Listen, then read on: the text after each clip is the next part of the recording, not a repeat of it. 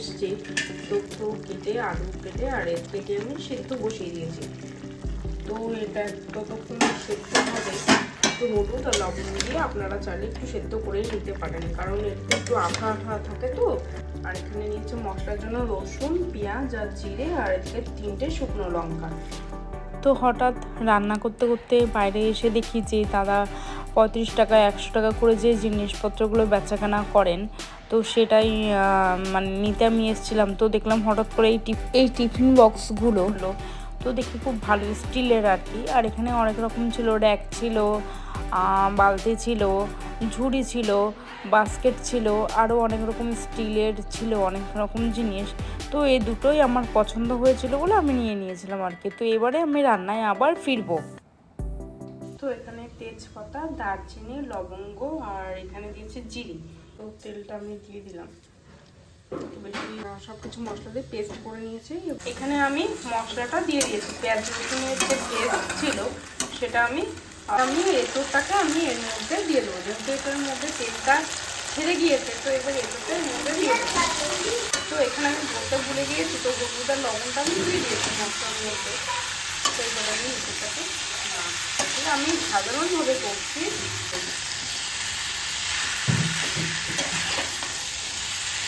তো এঁচোড়ে এবার আমি একটু জল দিয়ে দিয়েছি, লাস্টে ঘি আর গরম মশলা দিয়ে দেবো।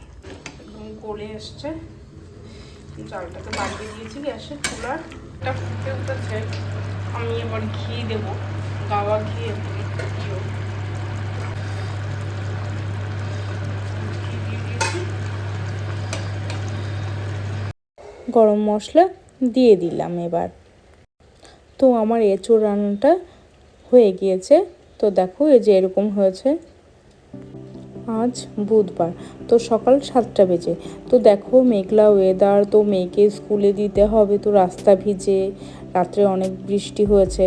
তো দেখছি যে বৃষ্টিতে চারিদিকে ভিজে। আর এই দেখো আমার গাছ, তো জবা ফুল গাছটা দেখছি যে বসন্তের ছোঁয়ায় গাছটা মানে সতেজ পাতা গজাবে তা না হয়ে একদম শুকনো হয়ে গিয়েছে। তো পাশে আর একটা গাছ রয়েছে, এটা আমার সাদা ফুল গাছ আর কি, নয়নতারা গাছ। তো দেখো এই যে ফুল হয়েছে, খুব সুন্দর ফুল হয়েছে, চন্দন জবা। আকাশটা দেখো মেঘলা ওয়েদার, তো আকাশটা কত সুন্দর হয়ে রয়েছে। তো আজকে ভাবছি যে কৃতিকাকে কীভাবে স্কুলে আমি পাঠাবো। তো ওর আজকে ক্লাসে টেস্ট রয়েছে, তো স্কুলে দিতেই হবে। যে তো ওকে শেষমেশ আমি কৃতিকাকে স্কুলে দিয়ে এসে আমি ঘর গোছানোর কাজে লেগে পড়েছি। তো এবার ঘরটাকে আমি পুরোপুরি পরিষ্কার করে নেবো, আর খাটটাকেও আমি একটু ক্লিন করে নেবো। এখানেও অনেক কিছু অগোছালো হয়ে রয়েছে।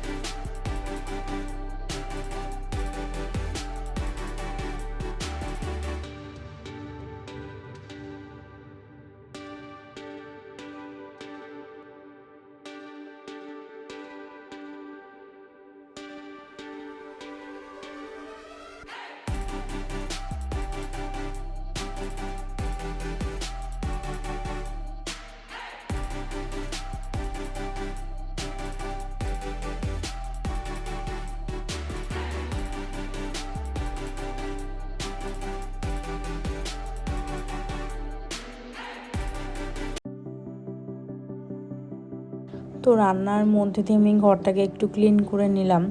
তো ঘরটা এই পর্যায়ে এসে আর কি।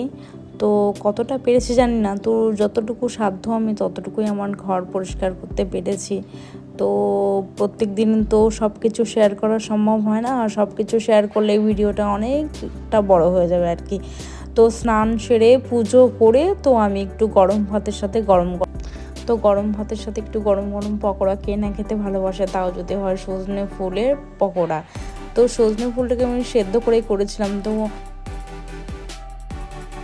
খুব সুন্দর একটা পকোড়া হয়েছিল, খেতেও খুব সুন্দর হয়েছিল। তো আজকের ভিডিওটা বন্ধুরা কেমন লাগলো, আর নতুন বন্ধুরা যদি নতুন হয়ে থাকো তো একটা সাবস্ক্রাইব করে দিও, আর পুরনো বন্ধুরা একটা লাইক করে দিও, আর কমেন্টে জানাতে ভুলবে না যে আজকের ভিডিওটা কেমন লাগলো। তো দেখা হবে আবার অন্য কোনো একটি ব্লগে। তো সকাল থেকে দুপুর পর্যন্ত যা যা কাজ আমার থাকে, যা যা কাজ আমি করি, তো সেটাই আমি তোমাদের সাথে শেয়ার করলাম আর কি।